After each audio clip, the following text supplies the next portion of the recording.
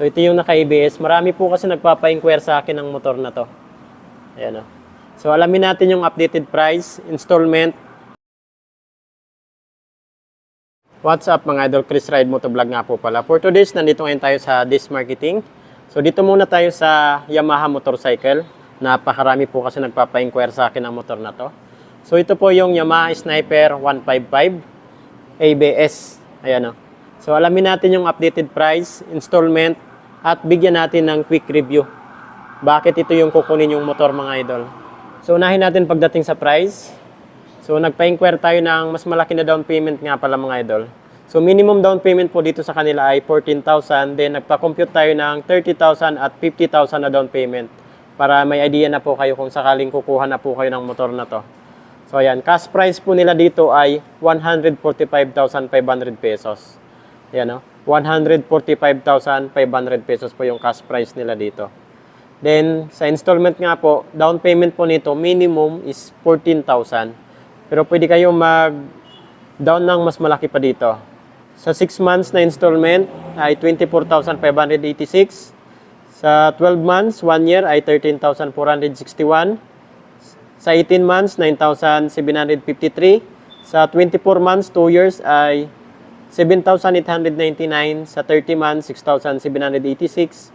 Then sa 3 years, 36 months ay 6,044 pesos. Rebate pa yan ng 200 pesos. So ito magiging 5,800 na lang yan.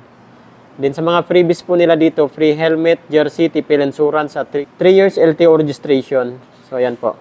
So ayan, nagpa-compute tayo ng mas malaki na down payment. Kung sakaling 30,000 yung ida-down yung mga idol. Ayan o. 30,000 na down payment naman po nito. Sa 1 year po nito is 11,872. Rebate pa yan ng 200 pesos. Sa 2 years, 24 months ay 6,976. Then sa 3 years, 36 months ay 5,344. Yan o, rebate pa yan ng 200 pesos mga idol. So yun, kapag naka 30,000 na down payment po kayo, yan na lang po yung monthly niya. Then sa 50,000 na down payment naman po tayo. Yan o, mas malaki na down payment. 50,000 na down payment. Sa 1 year po nito is 9,885. Sa 2 years, 24 months ay 5,823. Sa 36 months, 3 years ay 4,468. Rebate pa po yan ng 200 pesos. Siyempre, pag mas malaki yung down payment nyo, mas maliit din yung monthly nyo. Ayan o. Bakit naman Yamaha Sniper 155 yung kukunin yung motor? Unang-una kasi dyan sa looks. Ayan o. Siyempre, sa pangalan pa lang Sniper, tumatak na talaga sa atin yung brand na to. Yung Yamaha Sniper 155. Ayan o. Napaka-aggressive, sporty. Then, yung handling niya kasi mga idol. Ibang-iba daw yung handling na ito compare sa ibang underbone. Napaka-comfortable, aggressive. Ayan o. Then, pagdating sa looks, dito sa headlight niya, dito pa rin yung visor niya na mas pinalapad. Then, mas pinatulis dito banda. Naka-glossy black po ito. Ayan o. Dito naman po yung low beam niya sa pagdating sa headlight. Ito naman yung low beam niya. Maganda po dito kasi naka-LED na po yan. Dito naman po yung logo ng Yamaha. Then may mga ano siya dito, korti-korti, napakaganda. Then dito mas brusko sa siyang tingnan. Then ito naman po yung daytime running lights niya. Ito naman po yung pinaka-high beam ng ilaw niya mga idol. Ano, napaka-aggressive ng design niya. Wow. Sa pagdating naman po sa suspension nito sa harapan, medyo may kaliitan pa rin pero swak na swak. Ayan o, saktong-sakto lang dito sa ano niya. Okay pa rin naman yung performance niya pagdating sa suspension. Sa front fender naman, maganda rin yung design ng kanyang front fender, naka-glossy black. Then dito yung sticker ng Yamaha at ABS. Ayan po. Isa sa pinakamaganda sa motor na to itong ABS. Anti-lock braking system. Napaka-safe po nito lalo na sa biglang tawid aso, bigla natin napihit yung brake. Hindi basta-basta naglalak yan mga idol. Ayan, napaka-smooth po niyan i-brake. Naka-dual pot piston caliper, hydraulic disc brake.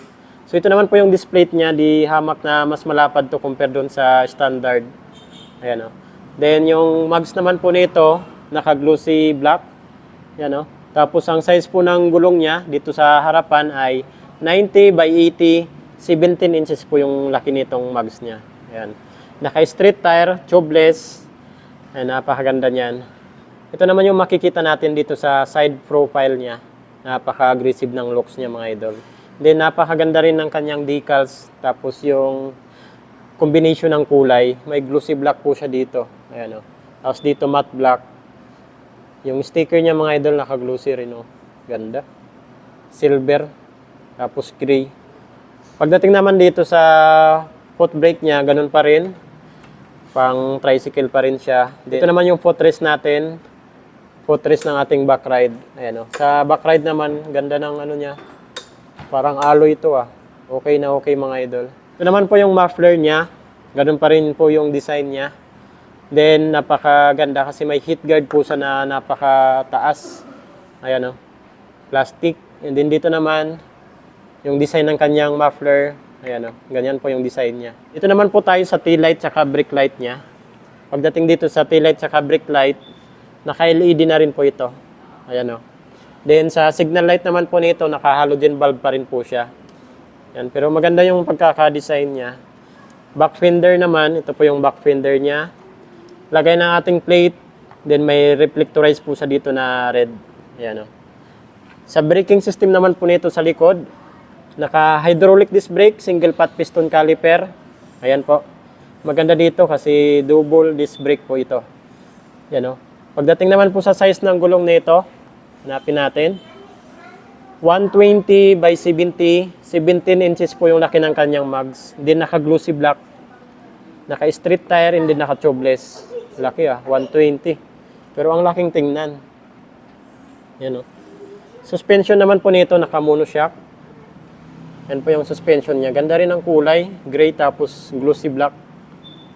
Yan. Sprocket size naman po nito sa likod. 46 teeth. Then 14 teeth naman yung sa engine sprocket. So maganda po dito sa shifter niya kasi naka-ano na po ito. Assist and slipper clutch. Yan po yung isa sa kagandaan sa motor na to. Yan. So ito naman po yung design ng kanyang upuan. Ganda. Nakatutuon po ito. Ganda yung pagkaka-design. Dito magaspang. Dito saktong-sakto lang ngayon. No? Tapos manipis siya. Tapos malambot. Wow. So dito naman po tayo sa handlebar niya. Natakpan pa talaga. Bagong-bago kasi. Yan po. So dito sa left side, makikita nyo po dito. Dito po yung clutch niya. Siyempre, manual motorcycle po ito. So ito naman po yung high beam, low beam na switch with passing light. Ayan o. With pass light na po ito. Turn signal light, horn. Then sa right side, mayroon po itong kill switch. Ayan o, kill switch niya. Then hazard switch. Maganda kasi may hazard siya. Electric start. Then wala rin po pala itong kickstart assist. Yan na kasi yung mga bago ngayon, wala nang kickstart. Instrument panel gauge, napakaganda kasi harap talaga sa'yo. Tapos ano siya, malapad. Yan o. Then sa ano po nito, ignition niya, naka-keyless na po ito. Ayan o, keyless.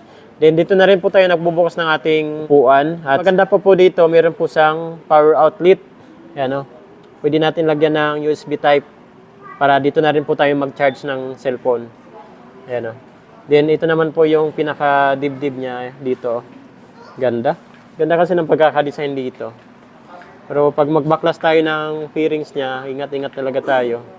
Kasi ang issue nito, mabilis mag-crack.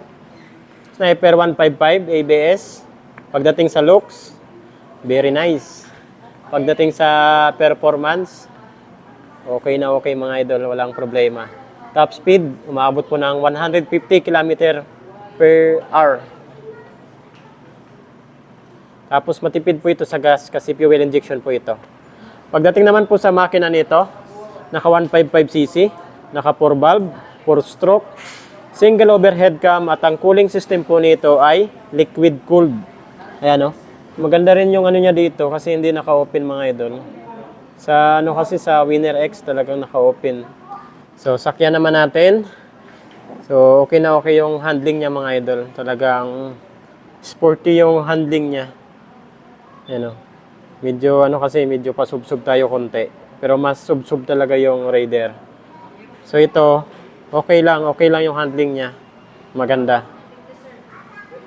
So yan, bakit Sniper 155 yung kukunin yung motor? Unang-una kasi dyan yung handling niya. Maganda yung handling. Sa performance naman yung makina.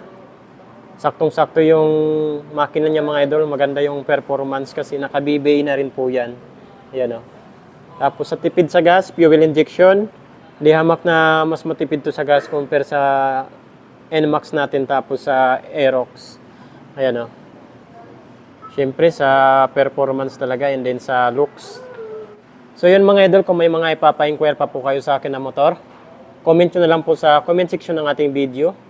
Napakarami po nila dito. Yamaha motorcycle, Suzuki, Honda at Kawasaki mga idol. So dito po yan sa Des Marketing, Lagao Branch, General Santos City. Yun, Chris Ride Motovlog. Ride safe po tayo palagi. God bless you all. Thank you.